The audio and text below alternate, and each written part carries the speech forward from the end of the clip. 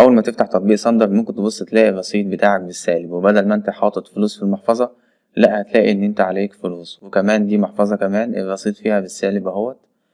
وكمان ممكن تفتح التطبيق تبص تلاقي ان مفيش اي ارقام في المحفظة، مفيش اي عمليات والدنيا واقفة خالص. او كمان ممكن لما تيجي تعمل ايداع تبص تلاقي ان الرصيد مسمعش معاك في المحفظة هنا بالشكل ده. كل دي مشاكل بتواجهك في صندر، فعشان تعرف الحل كمل معايا الفيديو للنهاية. انا مهندس احمد، وكل المطلوب منك انك تصلي على النبي وتركز معايا. بالنسبة للمشكلة الأولى اللي هي إن الرصيد بتاعك بالسالب في المحفظة، أنا كنت قلت الكلام ده من سنة تقريبا، ولسه المشكلة دي موجودة في صندر محلوهاش برضه. ساعات التطبيق بيهنج، وساعات تيجي تفتح المحفظة بعد انتهاء الجلسة تبص تلاقي إن الفلوس بتاعتك مش موجودة، وكمان عليك فلوس بالسالب بالشكل ده. المشكلة دي بتتحل تلقائي لوحدها على الساعة 9 أو الساعة 10 بالليل. تمام، هي بقالها سنة معانا وبيحصل الكلام ده كتير، وبتتحل لوحدها على الساعة 9 أو 10 بالليل كده، بتبص تلاقي المحفظة ظبطت معاك. طيب يا باشمهندس احمد لو ما ظبطتش، في الحاله دي هتروح تكلم الدعم وتقول لهم، تاخد سكرين زي ما انت شايف كده وتروح تقول لهم ان انت عندك المشكله دي، وهم يحلها لك ان شاء الله.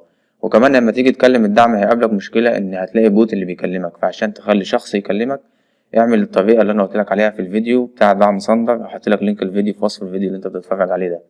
وبالنسبه للمشكله ان انت لما بتعمل ايداع والايداع ما بيخشش رصيد المحفظه بتاعتك، فدي يعني ما بتطولش ساعه ساعتين وبص تلاقي الرصيد سمع على طول في المحفظه بتاعتك. وبرضه طريقه الحل بتاعتها برضه انك تتواصل مع الدعم.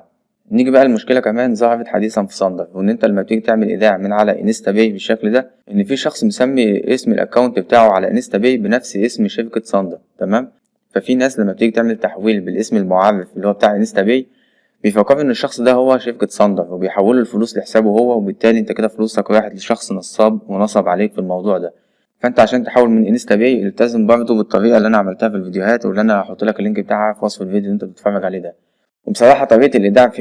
وبصراحة انستا باي دي طريقة الايداع المفضلة بالنسبة لي. اول حاجة لانها بدون رسوم، وتاني حاجة ان انا بعمل ايداع في مكنة ليت ام على الفيزا بتاعتي، واربط الفيزا بتطبيق انستا باي واعمل تحويل على طول من غير ما ياخدوا ولا جنيه. يعني لو عملت ايداع بجنيه مش هياخدوا اي رسوم، ولو عملت ايداع ب100,000 جنيه برضه مش هياخدوا منك اي رسوم. تمام كده، دي كل المشاكل اللي ظهرت في الفترة الأخيرة في صندر. لو في أي مشاكل ظهرت تاني هعمل لك برضه فيديوهات عنها وأحطها لك في قائمة التشغيل اللي هي بتاعة مشاكل صندر. تمام، أتمنى أكون قدرت أوضح الفكرة، وما تنساش إنك تصلي على النبي قبل ما تقفل الفيديو. سلام.